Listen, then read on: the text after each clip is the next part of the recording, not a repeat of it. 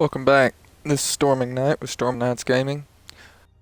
I'm on a Stamina Necromancer today, and I'm going to show you how to play Stamina Necromancer if you're new to PvP or you're a PvE player just now learning how to PvP. Maybe you're new to ESO and you're wanting to PvP. This is going to be your explanation of the passives, skills, what's best to use, which morphs to take, suggestions on different ways to use them, and particular combos that you're going to use to most effectively kill people in the fastest and best way possible in both group and in solo play. So, starting off, I'm not using anything too special. I'm just using like Balorgs, Lover Alchemist, New Moon. I am a Nord. I'm trying to hit that 25k threshold. As long as you get 18.5k health total, in Cyrodiil, it's going to give you 5k extra health. You'll hit 25k. Warrior Stone, Lava Foot Soup for the little bit of sustain.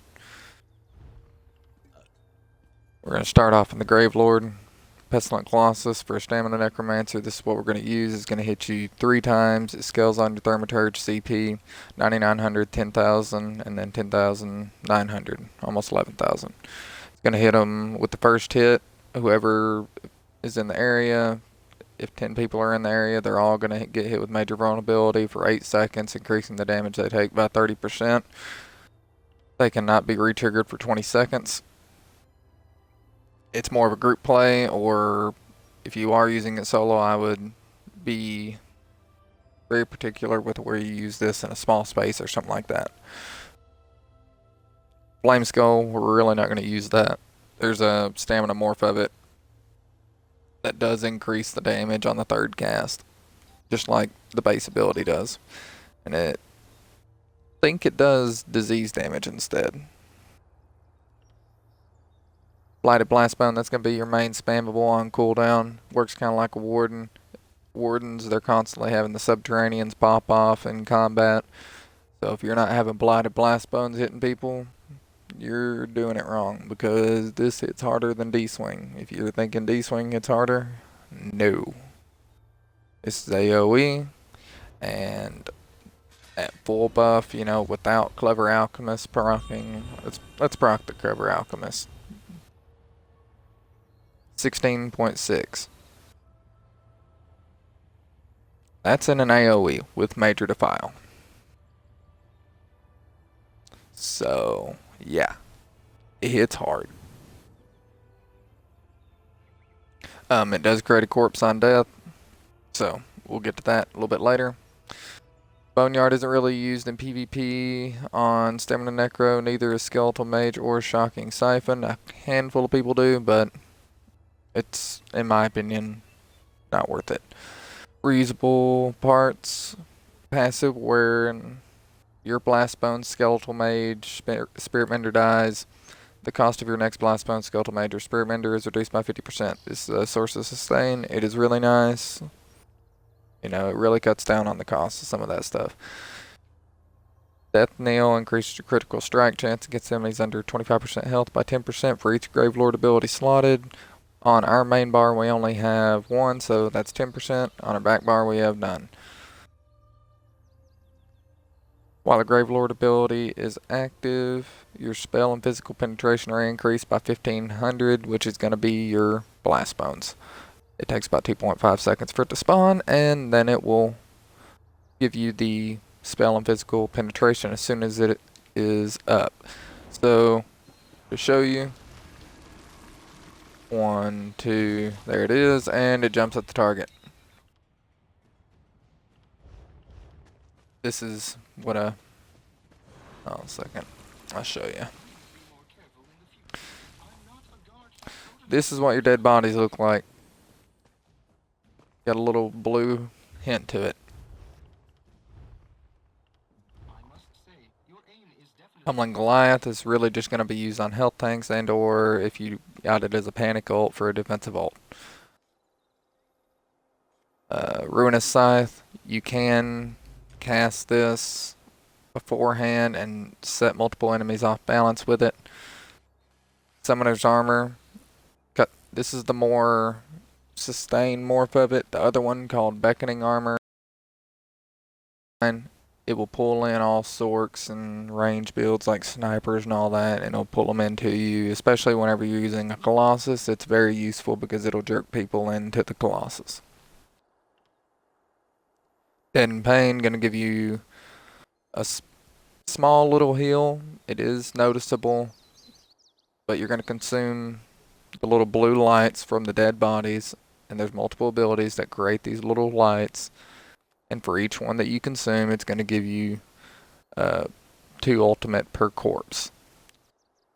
On top of that, giving you 2 seconds of major protection per corpse, and reduces the damage you take by 3% just for it being slotted. So I'll show you that a little bit later. Death Cleaning. Whenever an enemy you are in combat with dies within 28 meters of you, restore 200 magicka and stamina. It's not that noticeable, but it is a plus. Reduce the damage you take from damage over time abilities by 15% while Bone Tyrant ability is active, which is your armor buff. Especially with the proc meta coming up, and as many people that have dots like Mag DKs, Stam DKs, it applies to Hurricane, it applies to, technically, Mage's Fury is a dot. You're tanky with this passive on. Hands down, this is an awesome passive. Increase your healing received by 2% for each Bone Tyrant ability slotted. Front bar we have 4%, back bar we have 2%. Increase your max health by 1250. That's nice. You know, it gives you that nice little bit of threshold, and a lot of our abilities do scale off health, so that's always good. To show you with the scythe, I'm not hitting it. That's 2. Third cast, they're off balance. You can pre-arm it.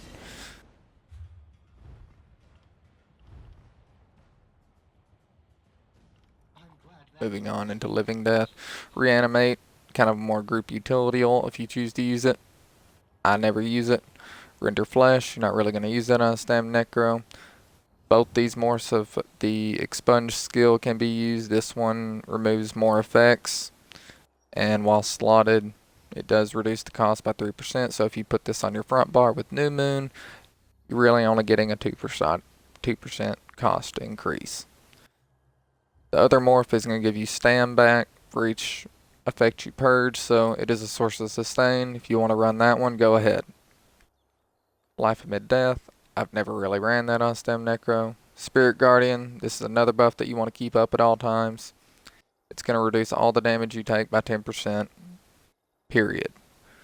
On top of that, this does scale off your max health, and it's going to hit you and other allies for the next 16 seconds, every 2 seconds for a 1968 point heal. Mortal Coil, there's 2 morphs of this one that you can take as well. There's a lot of options, you know, how you want to play on Necro, take the morph that you choose. I like this one, it's a source of sustain, and it's more solo friendly. While you're siphoning the corpse, you heal for 16,400 health over 12 seconds. Anyone that is an ally in between you and the corpse is going to get healed for that as well. This portion of the ability does scale off your highest defensive stat. You restore 1,295 stamina over 12 seconds while siphoning the corpse, and while slotted, your healing done is increased by 3%. So, to show you what this does, it has a body there. Everyone between you and that tether in the area is getting healed. If they're on top of the body or on top of you, they are getting healed. The other morph is going to give off a more AoE.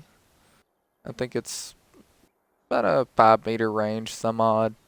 And everybody's going to get healed in a bigger area because of it. It does not give you stand back in that morph, though.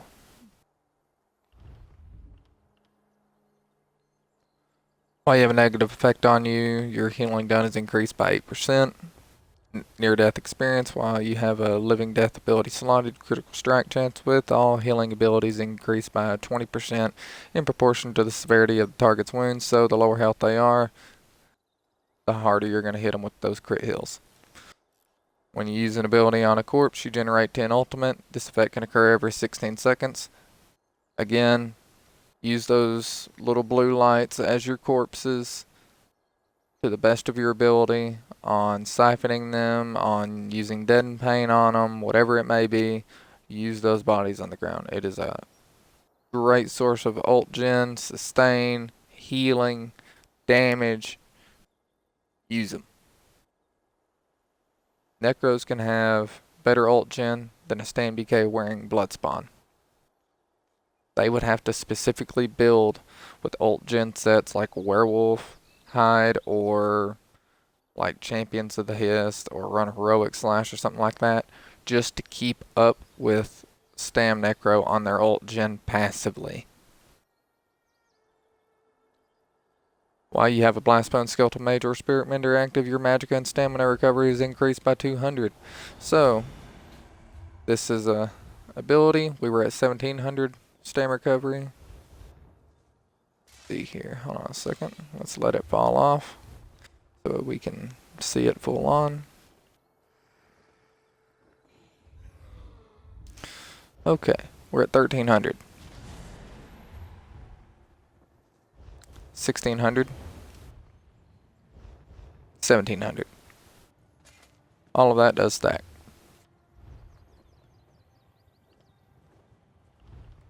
Two-hander, that's kind of the go-to of most Stam Necros right now, especially if you're solo. D-swing, you're going to set them off balance. You can time your Blastbone into an off-balance D-swing and stun them into an Executioner. It is really nice. I love D-swing. If you choose to use Onslaught, that could be your go-to ult on two-hander. Executioner, I prefer it, especially with how low healing is. It really assures that you lock up that kill. Rally, if you want to use forward momentum because you feel like you're getting snared too much, go ahead. I like the burst heal. It does give you a source of minor endurance and your main weapon damage buff with a big heal the longer you've had Rally on. One-handed shield, if you choose to use it. Shield wall is always a good defensive morph. You can use puncture for your minor protection instead and still get your major fracture because we do like major fracture on this class.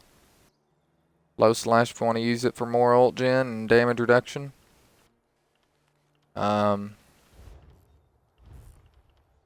wield, it does synergize really well with increasing your dot damage done on Necromancer as well. I think I may have missed that. Did I?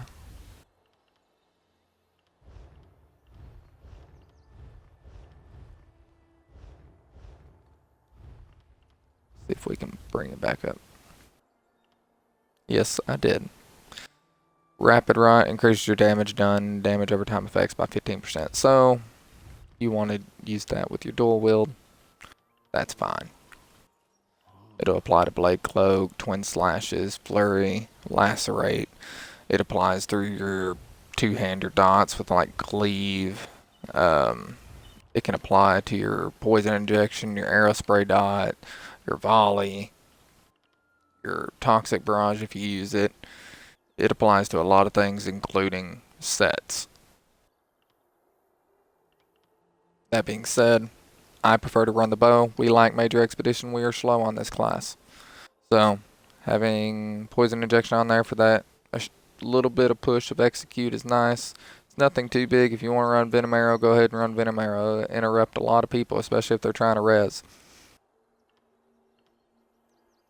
I personally would not run any of these because it does not flow very well with the combo because Stam Necro is a little clunky. It takes some learning. Medium armor, I would suggest using the Shuffle or Elude morphs. It is going to reduce the damage you take from area attacks by 25% for the next 34 seconds. And on top of that, if you use Elude, you're getting 30% movement speed when you get hit by one, and the Shuffle morph is going to give you snare immunity per piece of medium armor worn. Dawnbreaker, if you're solo, I would rather use Dawnbreaker as your main ult. There's a lot of vampires and werewolves out there, and even then, if they're not one, it's a great burst ult that does synergize really well with your passives. If you're in a group, you can always run Turn Evil, lock them into a Donnie or even a Colossus, and you summon the Colossus into a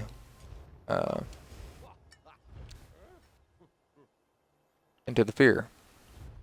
I'll show you that here in just a second, what I'm talking about. If you want to run Camouflaged Hunter and you're in Cyrodiil, go ahead. I find it is pretty easy to proc because you can just throw that Blast Bones and get a crit, and with it being AoE damage. If you want to run Deep Thoughts and you feel like the sustain is terrible, that's fine. Use it.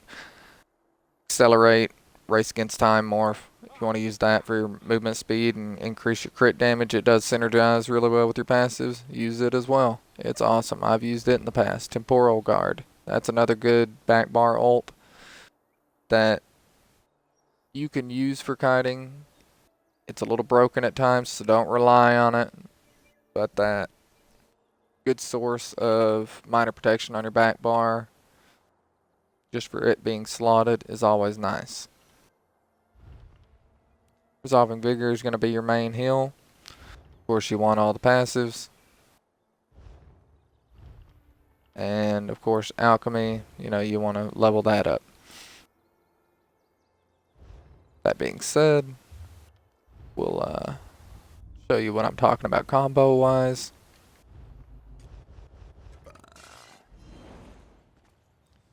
Alright, so you can get a Blast Bone off and 2 D-swings. Then Blast Bone again. That's going to be your main damage rotation. D-swing, D-swing, Blast Bone, D-swing, D-swing. In between all that, obviously you're going to be light weaving. When they go off balance, I like the medium weave, and it's a 1 Mississippi, 1 Mississippi, 2 Mississippi heavy attack. So I'll go 1 Mississippi and launch it, and that'll stun them. That is called a medium weave. If they are running from you and they get away, I have it happen to me all the time, and they'll be off balance from your initial D-swing. You can medium weave with this too. 1 Mississippi, boom, they're stunned. When I'm trying to go defensive, I make sure I keep my Major Expedition on my bow buff on, hit them with that, make sure I push damage.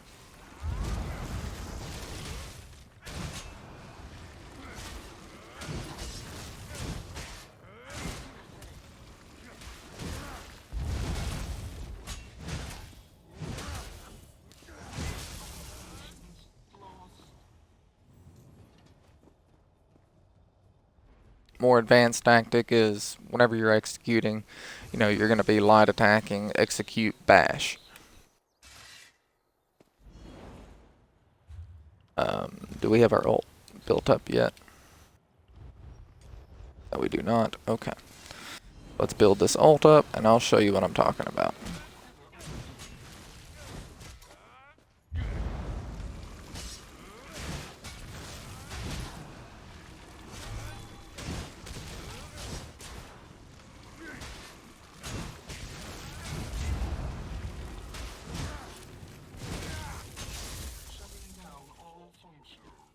Alright.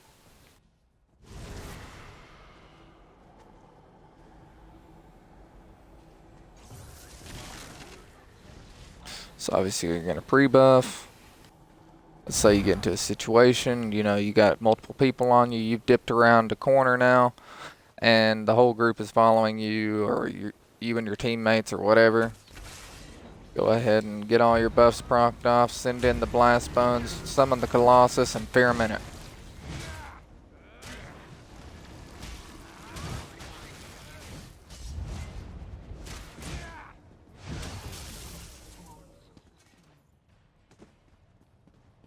That's kind of that little turnaround bomb with having your Fear rune on there from your Finder's Guild line. If you're not going to be doing that, then I would suggest either running your Dead in Pain, your Mortal Coil on that end, interswappable between both bars on how you want to run it. If you want to run Elude, I would suggest that on your back bar. If you want to run Camouflage Hunter for that little bit of extra burst, that's fine. Especially in Cyrodiil, that extra bit of crit does matter. That extra 8% does matter. BGs, it's kind of negotiable. You're not going to crit that often. So, you want to run Turn Evil or, Dead in Pain, go for it. If you want to run Shuffle or Elude, go for it. Other than that, I think that's everything about Stamina Necro that I can really suggest. If you want one-on-one time, I do play Xbox in a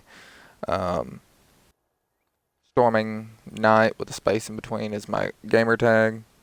I do Twitch stream on my off days starting at 10 p.m. Central Standard Time. And if you want me to go through on a different class that isn't Necromancer and teach you the step-by-step and even advanced tactics, go ahead and hit me up. Like, comment, subscribe. This is your how-to on Stamina Necromancer for PvP. Thanks, guys.